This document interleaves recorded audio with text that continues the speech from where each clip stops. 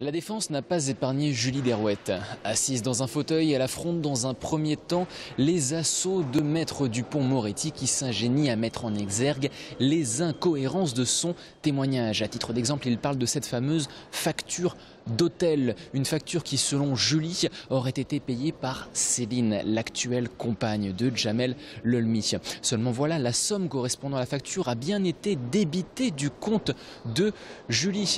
Oui, mais, répond Julie, en substance, Céline aurait tout à fait pu payer avec cette carte, la carte de Julie, après l'avoir volée, après l'accident dont elle a été victime. Une fois de plus, Julie essaye de montrer qu'elle est victime d'un complot.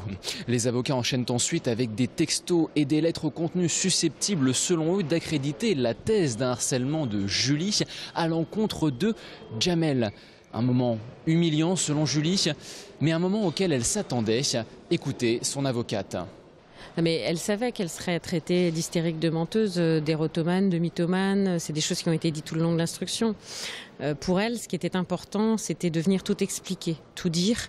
Plus on lui posait de questions, plus elle pouvait montrer qu'elle pouvait y répondre.